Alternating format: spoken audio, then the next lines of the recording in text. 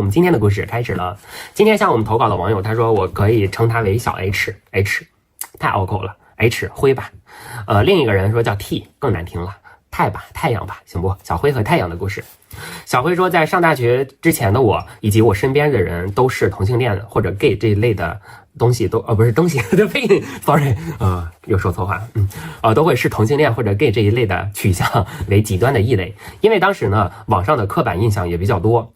小辉说，我曾经坚定的认为我是一个异性恋者，但是没有想到我后续会发生一些小小的改变。那是在上大学的时候，大一，刚刚开学，小辉走进宿舍的时候呢，太阳就已经在宿舍里了。小辉看到太阳坐在宿舍的椅子上，然后摆弄着电脑，可能是刚到，然后呢，把电脑拿出来看看电脑或者试试插排什么的。小辉说自己是一个很开朗的人，所以说呢，也想着跟室友打好关系，自己也很喜欢多交一些好朋友。于是呢，小辉就主动去找太阳说话，两个人呢就攀谈了起来。小辉说，我盯着太阳那张圆圆的脸看时，我总是忍不住想笑，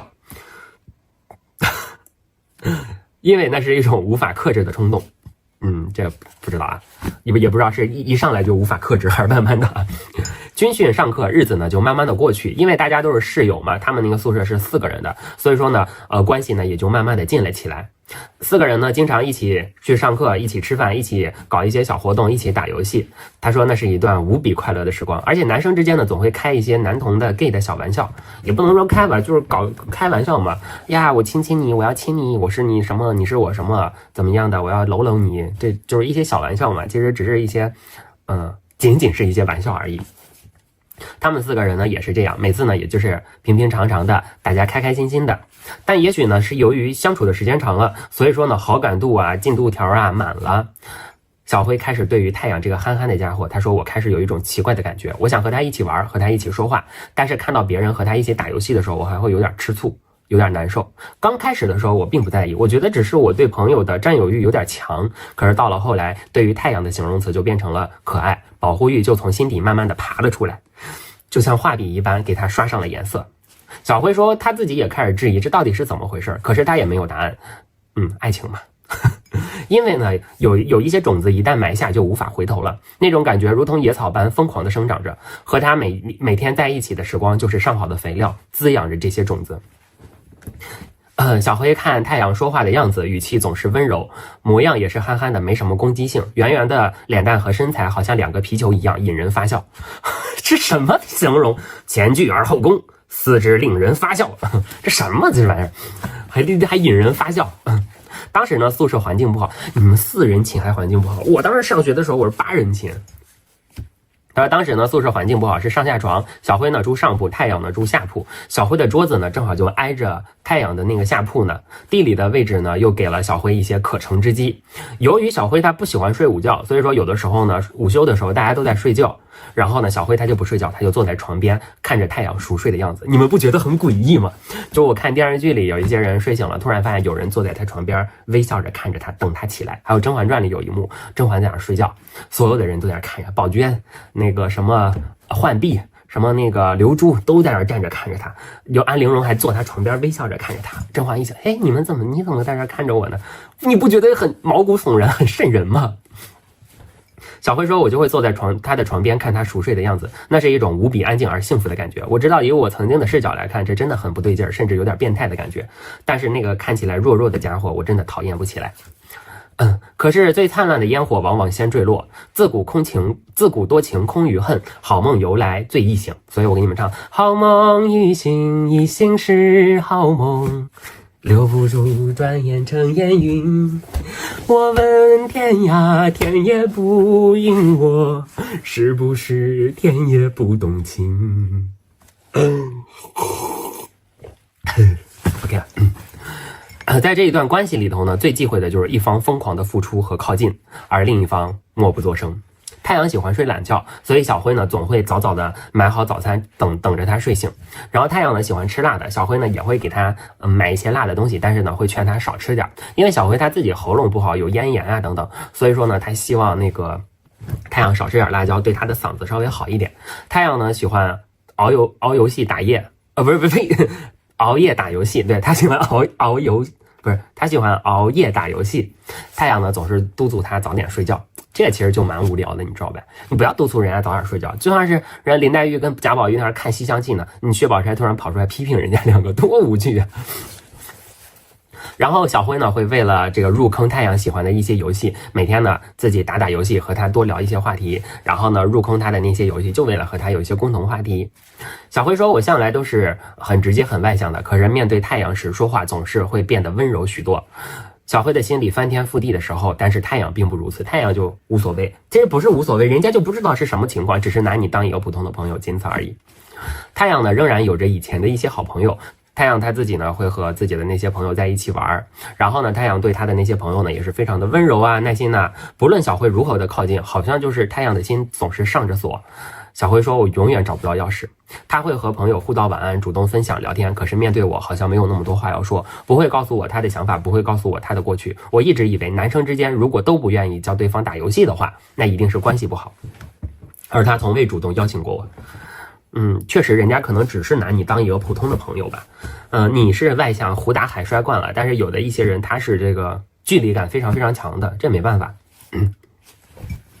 痛苦像潮水一般将小辉淹没，小辉敞开的心是如此的可笑。后来呢，小辉选择了转专业，挺棒的，你没有被爱情所裹挟，就挺棒的。转专业，小辉为了自己所喜欢的事情，确实转了专业。但是呢，小辉也知道，从此之后呢，他肯定和太阳接触的就会越来越少。但是呢，那个时候是转专业，是不会换宿舍的，所以说呢，小辉还蛮开心的。他们两个人呢，仍旧是住在一起，他觉得这也就够了。但是呢，毕竟前途是自己的，专业该转还是要转。即使小辉的心很难过，但是感情却没有停下。两个人的关系看起来吧，仍然很好，但是呢，经常吵架。虽然说吵架不断，但是也还行，也能是得过且过吧那种感觉。每次吵完架之后呢，都是小辉主动先去道歉。你们吵架的原因啊，10次肯定有8次9次都是你挑起的。这个人啊，喜欢上一个人之后，就突然会变得非常的无理。或者说跟一个人熟悉起来之后，也会变得非常的无理。对，小辉说，我总是会率先道歉，我太需要他了，但这种不对等的付出让我们都很痛苦。我难过于他对我的忽冷忽热的态度，他难受于我奇奇怪怪的心情。我尽力维持着平衡，但是我知道根本就没有所谓的平衡可言。他的语气就是我的天气。没有办法，这个东西啊，就是你能控制好你自己的情绪和心情就好了。彼此都那个什么一点，和平一些会更好。后来呢，要换宿舍。刚开始的时候转专业是不用换宿舍的，但是后来呢是必须要换宿舍的。转专业的同学呢要去对应的这个宿舍去生活。小辉的世界在那一天崩塌了。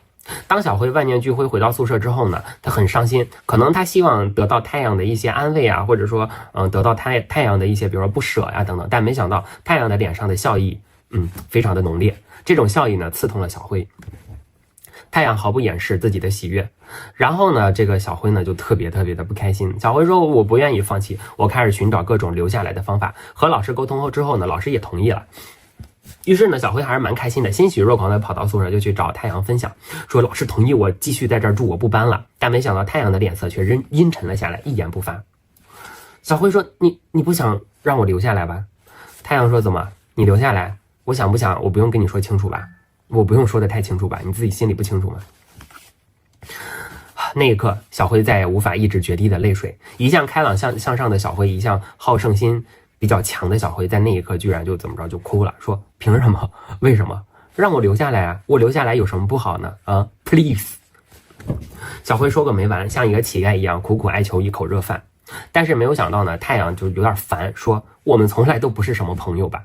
小辉僵住了，不再滔滔不绝，又陷入了可悲的沉默里。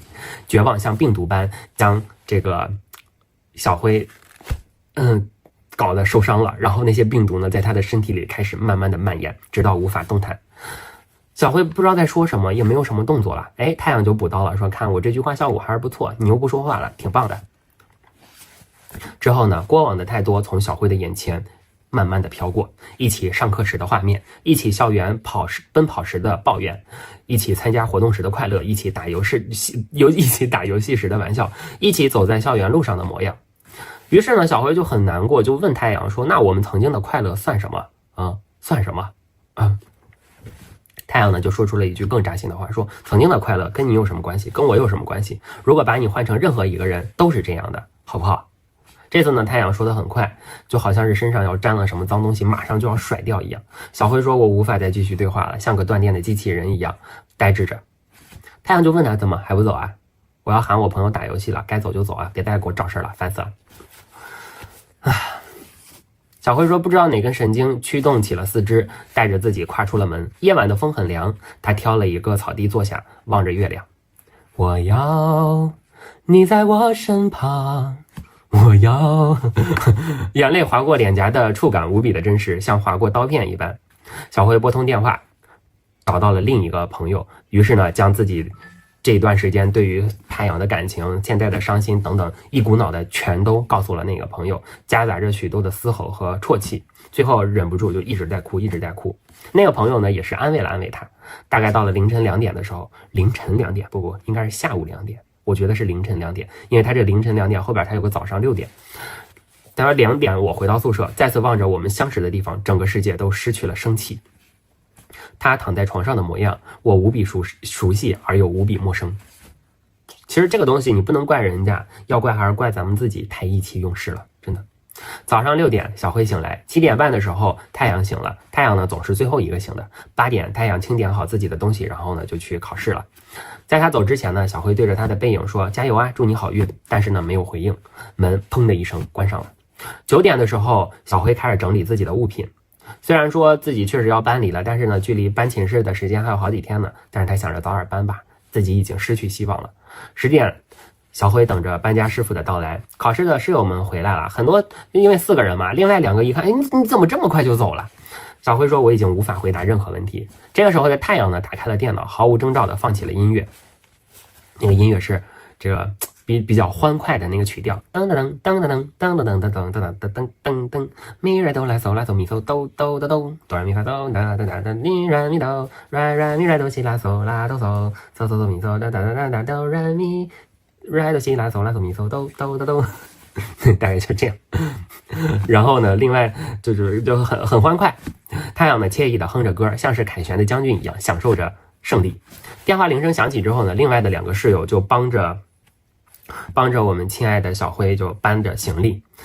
小辉说：“我只记得他无动于衷，雨下个不停，我就这样坐着车离开了。”出人意料的是，新的宿舍对我的到来并不友好。我以为你说出人意料的是新的宿舍对我的到来非常的友好，我们又是新朋友，没想到对你的到来并不友好。我不明白，就是这些人是怎么想的？我好讨厌搞小团体的人，就是一个小团体去就是怎么说呢？排外人家另一个人，而且这个学校的宿舍又不是你自己的。4人寝住了3个人，另一个人的寝，这是学校的床位，你凭什么去就是对人家不友好，凭什么去排外人家呀？如果他真的做了一些特别过分的事情，你们都不愿意跟他玩了，还情有可原，还可以理解，但是你凭什么都不认识人家，你凭什么对一个陌生人的恶意这么大呢？他新的宿舍对我的到来并不友好，并且希望我能换个宿舍，可是此时没有我能转去的这个宿舍了，因为我所在的这个班级已经没有床位了。小辉自己抱着行李在门前等着班长和宿舍里那几个人交涉。那是期末周，半个小时之后，宿舍里的人妥协说：“我允许你留下几天，但是勒令小辉下个学期搬离。”凭什么？凭什么？死东西！凭什么？就是女生这样的话，我也不是说贬低人家女生啊，因为男生跟女生相比来说的话，女生的小性格啊肯定稍多一点，男生一个个都是大大咧咧的。你们这几个男生搞什么小团体，娘们唧唧的在这儿？我觉得蛮恶心的，就是看到这儿我还挺生气的。小辉说：“麻木的我已经失去了感觉，欣然应允。雨仍然下个没停，我突发奇想想出去走走，可半路突然雨下得更大了，我只好在那个就是食堂门口躲躲雨。黑压压的天空像地面呕吐人，有点恶心了啊！每一滴雨就像是打在我的心上，狂风大作，小辉不由得裹紧衣服。小辉说：“此刻我是一叶孤舟，在风暴里挣扎。等雨渐渐小些，我找了个小酒店住下，打算先熬过这一晚。次日我仍然没有回去，而是在校园里漫无目的的打转。这个时候呢，他的一个好朋友突然给他发消息，邀请他出去吃饭。见面的时候呢，那个朋友就怪他说：你怎么这么意气用事，说搬你就搬。小辉说：我却在笑，他不知道发生了什么。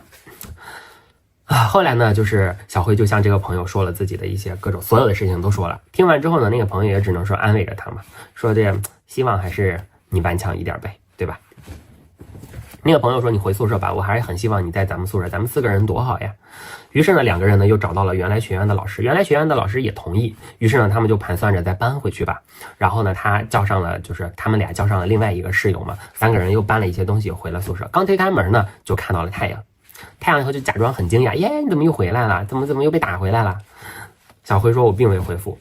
那个宿舍的气氛仍是不错的，我和另外2个人继续聊着天，故意忽略他说的每一句话，这是我对他冷漠的还击，也是我唯一能够反抗他的武器。要反抗就反抗到底，要还击就还击到底，别一会儿你又找人家聊天。你看他说就是这个不值钱的样子呀，刚还击完，他说晚餐时间我撑着伞到了小吃街，顺便买些东西回去，无意间在以前最常去的店里看见了他，雨还在下，可我却瞥见他手上没伞，这个不值钱的样子呀。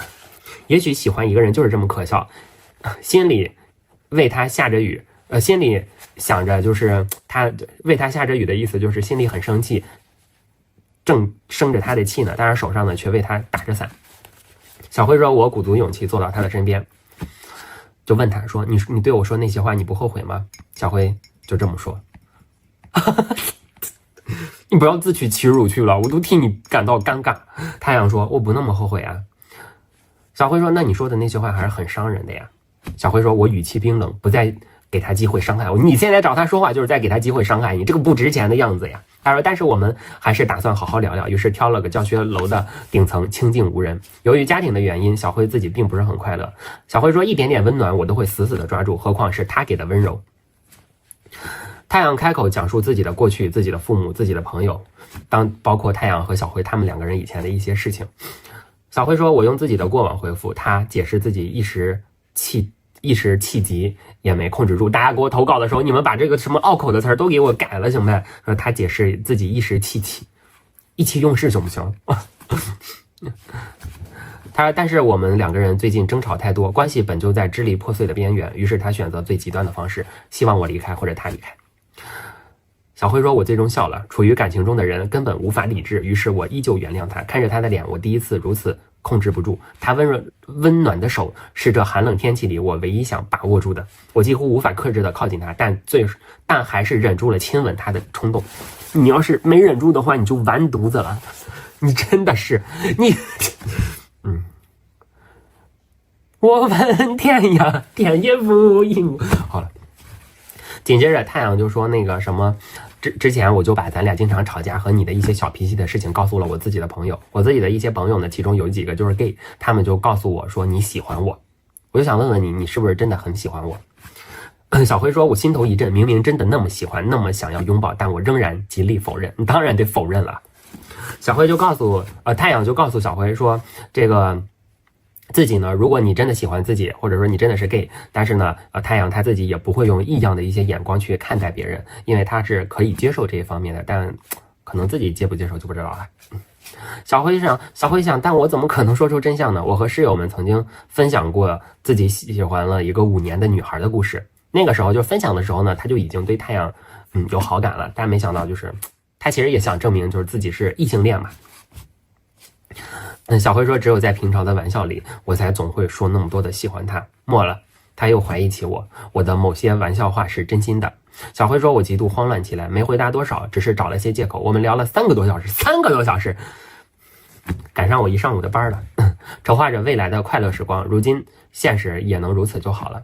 然而可惜命运并未给予我赏赐，而是再一次洗刷掉我的幻想。学校名额有限，我只能再次搬走。我无奈、痛苦、自责、绝望地接受，即便我再多找一些理由，也无法留下了。人们在面对无法改变的事实的时候，总是顺其自然来作为托词，而我尝试了所有的办法，也无力回天。我目送着他们离开。当我问起的时候，他们说不用我帮忙了。我不知道这一段话是什么，是他们也要搬走吗？小辉说我知道我们渐行渐远了，而我也无比清楚这是成长所要付出的代价。刚刚才亮起来的天空又陷入黑暗，想起新室友的态度，我再次陷入绝望。当然了，最后一段我就不给你们读了。最后一段小辉大概的意思就是后来跟朋友在外边租了个房子，租房的那个地方是紧挨着那个太阳的宿舍楼的，说仍然住在他们宿舍楼旁边，即使有额外的开销，即使上课的距离很远，我不在乎，因为我知道我是真的很爱他。真是一点都不值钱了，就这么不明白为什么能搭进去。他说如今我们还是以朋友相称，细节上我也能感觉到他变了一点。我怀疑过他的取向，他和我以往认识的男孩不像，那是因为你喜欢他才不像，当你不喜欢他的时候，他就泯然众人矣。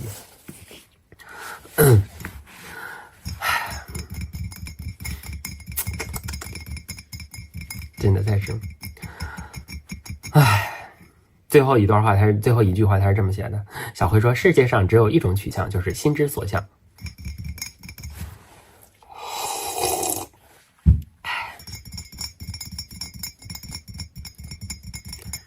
没办法评价，我这个故事我没有办法评价，我一评价多了又招骂，又有人开始反驳我的观点了。我不知道有很多人就是死活他就不理解一个人什么叫表达观点，什么叫吵架。每当我表达一个我自己的观点的时候，你可以不同意，你可以去反驳，但你不能来骂我呀。我们只是观点不同而已，就比如说辩论赛而已，你的辩论和我的辩论，我们两人各自站在一个辩论的立场上，你不同意我，你可以来辩论，但你不能来骂我，你不能给我扣帽子。之前我说的一些话，那是我自己表达一下我的观点。如果说就是你那么简单就被我的观点给洗脑了，或者说那不是我的问题，那是你自己的问题。现在我都不怎么表达观点了，我知道我一旦表达了观点，我就是有立场的，我一旦有了立场，我就肯定是偏这边或者偏那边的。加上这些东西又特别敏感，我现在不敢表达观点。他爷爷的。但是呢，我还是想说一说这个暗恋这个东西啊，该放弃就早日放弃吧。你得不到一些好的回报，而且呢每天都在内耗，上学也上不好，付出一些这个叫什么情感上的东西啊，付出一些心上的东西，很消耗你心上的能量也就算了，有的时候还得付出一些物质啊金钱上的东西，得不偿失，到了最后人家还觉得恶心，人家还就是不喜欢你，这个东西对于你来说是百害而无一利的，真的。所以说像这种东西该退出就退出吧，可别再搞这些东西了啊。